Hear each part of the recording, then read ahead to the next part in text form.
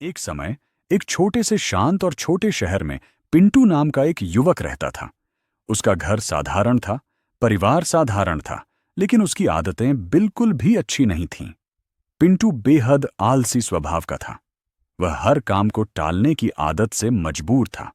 इसी आलस के कारण वह पढ़ाई में कभी अच्छे अंक नहीं ला पाता था, जबकि उसके अंदर क्षमता की कोई कमी नहीं थी। उसका परिवार हमेशा उसे समझाता रहता था। उसके माता पिता प्यार से कहते, बेटा, समय बहुत कीमती होता है। तुम आज जो समय यूं ही बर्बाद कर रहे हो, वह समय कभी वापस नहीं आएगा। लेकिन पिंटू इन बातों को कभी गंभीरता से नहीं लेता था।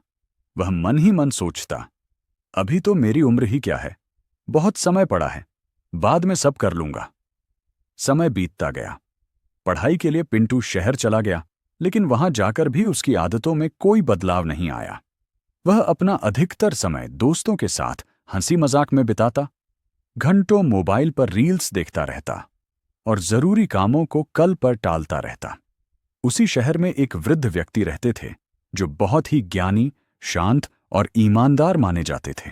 लोग कहते थे कि उनके पास जीवन के हर प्रश्न का उत्तर है। एक दिन जब पिंटू अपने जीवन से परेशान हो गया और उसे लगा कि उसके सारे दोस्त उससे आगे निकलते जा रहे हैं, तब उसने उस वृद्ध व्यक्ति से मिलने का निर्णय लिया।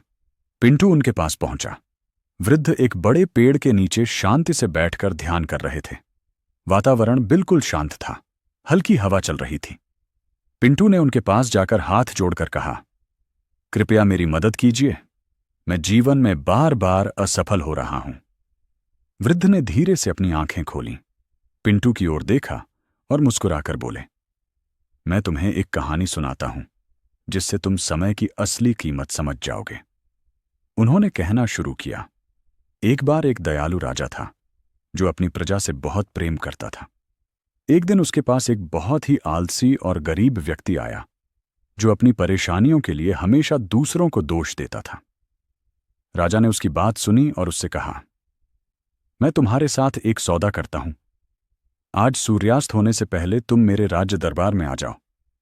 जितना सोना चांदी तुम उठा सकोगे, वह सब तुम्हारा होगा। यह सुनकर वह व्यक्ति खुशी से झूम उठा। वह दौड़ता हुआ घर गया और अपनी पत्नी को सारी बात बताई। उसकी पत्नी भी बहुत खुश हुई और उसे जल्दी जाने के लिए कहा। लेकिन वह व्यक्ति पहले खाने बैठ गया। उसने आराम से बहुत धीरे धीरे भोजन किया। फिर उसे नींद आने लगी।